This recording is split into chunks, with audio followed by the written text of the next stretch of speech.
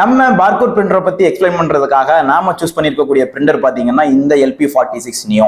இன்னைக்கு மார்க்கெட்ல நிறைய பிராண்டுகள் பார்கோட் பிரிண்டர் ரிலீஸ் பண்றாங்க. பட் மோஸ்டா சேல்ஸ் ஆகிருக்கக்கூடியது வந்து இந்த TVS தான். இதுக்கு முன்னால LP45 ஒரு பிரிண்டர் இருந்துச்சு. இப்போ LP46 அப்புறம் மாத்தினாங்க. அப்புறம் நியோவா மாறிச்சு. இப்போ லைட்டா மாறி அப்படி சேல்ஸ் ஆகிட்டு இருக்கு. ஒன்னும் சின்ன சின்ன டிஃபரன்ஸ் தான் இருக்க போகுது. மற்றபடி கான்ஃபிகரேஷன்ஸ் எல்லாமே ஒரே மாதிரி தான். குறிப்பா LP45க்கும் 46க்கும் என்ன வித்தியாசம் பாத்தீங்கன்னா கொஞ்சம் அதனுடைய ரேம்ல ஒரு இம்ப்ரூவ்மெண்ட் கொடுத்திருந்தாங்க. அதே மாதிரி LP46க்கும் நியோக்கும் அதே மாதிரி கொஞ்சம் ரேம்ல ஒரு சின்ன இன்க்ரிமெண்ட். அப்புறம் லைட்ல பாத்தீங்கன்னா அதே மாதிரி தான், ரேம்ல தான் improvement. At the same time எல்லா சாஃப்ட்வேர்ஸ்க்கும் கொஞ்சம் ஈஸியா அட்டாச் ஆகிற மாதிரியும் கான்ஃபிக் ஆகிற மாதிரியும் கொடுத்துருக்கேன்னு சொல்லிட்டு கம்பெனி ரிலீஸ் பண்ணியிருக்காங்க. பட் அதுல அந்த அளவுக்கு வந்து எனக்கு புதுசா ஒன்றும் தெரியல. ஸோ இன்னைக்கு நாம வந்து கான்ஃபிக் பண்ணக்கூடிய பிரிண்டர் LP46 நியோ. இந்த பிரிண்டரை நம்ம கான்ஃபிக் பண்றது தெரிஞ்சுக்கிட்டோம்னு சொல்லியாச்சுனாலே மோரோவர் மற்ற எல்லா பிரிண்டருக்குமே இதே மெத்தட் தான் வருது. குறிப்பா இன்னொரு விஷயம் பாத்தீங்கன்னா இந்த எல்லா பிரிண்டருமே எல்லா பிராண்டுக்காரங்களும் சைனால இருந்து தான் வந்து இம்போர்ட் பண்றாங்க. குறிப்பா எப்சான் மட்டும் வந்து அந்த மாதிரி இல்லை. அதனுடைய டிஃபரன்ஸ், அதனுடைய கான்ஃபிகரேஷனும் சரி, அதனுடைய பிசிக்கும் சரி கொஞ்சம் வித்தியாசமா இருக்கும். பட் ரேர் கேஸா தான் எப்சான் எல்லாரும் நிறைய பேர் யூஸ் பண்றாங்க. மோரோவர் இந்த மாதிரியான செட்டப்ல இருக்கக்கூடிய இந்த டிவிஎஸ் பிராண்ட்ல இருக்கக்கூடியதையோ இல்லாட்டினா இதே பிசிக்ல இருக்கக்கூடிய இதே கான்ஃபிகரேஷன்ல இருக்கக்கூடிய வேற ஒரு பிராண்ட்லயோ தான் வாங்கி யூஸ் பண்றாங்க. நம்ம இந்த பிரிண்டரை பாத்தீங்கன்னா மார்க்கெட்ல இந்த பிரிண்டர்ல பாருங்க ஒரு 20,995 ரூபாய் வரைக்கும் இதுல வந்து MRP போட்டிருக்காங்க. பட் மார்க்கெட்ல இந்த பிரிண்டர் 10,500 ரூபாயில இருந்து கிடைக்குது.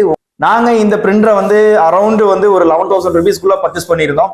ஸோ இந்த பிரிண்டரை நான் இப்போ ஓப்பன் பண்றேன். இந்த பிரிண்டருக்குள்ள என்னெல்லாம் இருக்கு அப்படிங்கிறத வந்து பார்த்துருவோம். ஸோ ஃபர்ஸ்ட் இந்த பிரிண்டர் நான் வந்து கட் பண்ணி எடுத்துக்கிறேன்.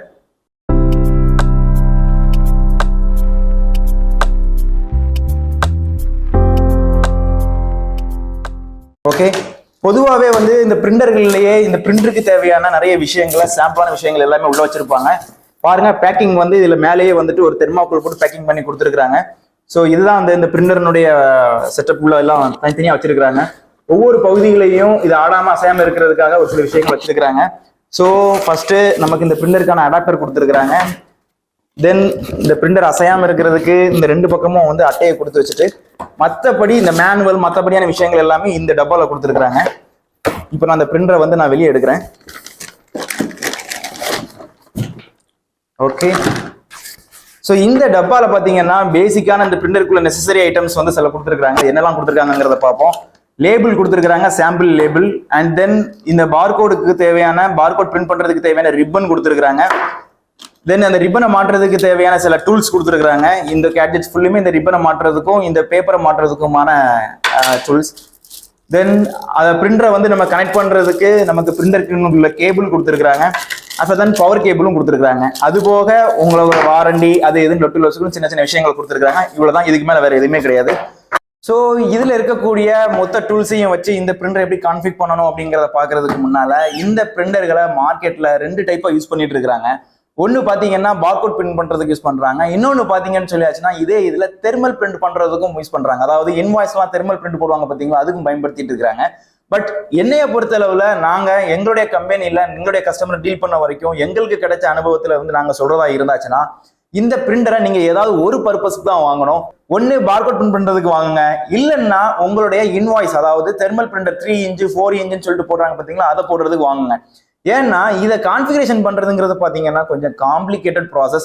இந்த ரிப்பன் எல்லாமே மாட்டி பார்கோடுக்கு செட் பண்ணதுக்கு அப்புறம் திருப்பி அதை மறுபடியும் வந்துட்டு அந்த ரிப்பன் எல்லாம் கலத்திட்டு ஒரு 4 இன்ச் தெர்மல் பேப்பரை கனெக்ட் பண்ணி நம்ம பிரிண்ட் போடுறதுக்கு வந்து தயாராயிரும். அதுக்கப்புறம் மறுபடியும் பார்கோடுக்கு மாத்திரன்னு சொல்லிட்டு மாத்தும் போது நிறைய பிரச்சனைகள் இதை நம்ம ஃபேஸ் பண்ண வேண்டியது இருக்கு. அப்படிங்கிறதுனால இது யூசர்ஸ்க்கு வந்துட்டு 2-in-1 இதை யூஸ் பண்றதுக்கு கன்வீனியன்ட் கிடையாது. இதுக்கு நாங்க சஜஸ்ட் பண்றதும் இல்லை. ஆனா நிறைய வீடியோஸ்ல வந்துட்டும் சரி, இந்த கம்பெனியும் சரி, இதை நீங்க 2-in-1 யூஸ் பண்ணிக்கலாம்னு சொல்லிட்டு போட்டிருக்காங்க. ஸோ நீங்க ஏதாவது ஒரு பர்பஸ்க்கு யூஸ் பண்ணிக்கங்க. குறிப்பா இந்த பிரிண்டர் எல்லாருமே வாங்குறது வந்து பார்கோடை பிரிண்ட் பண்றதுக்கு தான்.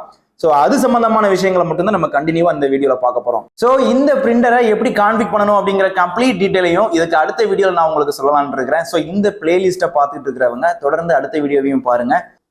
முதல்ல நம்ம சொன்ன மாதிரி இந்த பிரிண்டருடைய செட்டப்புக்கான வீடியோஸ்க்கு நம்ம கிராஸ் ஓவர் ஆக போறோம். இந்த செட்டப் வீடியோ முடிச்சதுக்கு அப்புறம் நம்ம கான்ஃபிகரேஷன்ஸ் வீடியோ. ஸோ இந்த பிளேலிஸ்ட்டை தொடர்ந்து பாருங்க.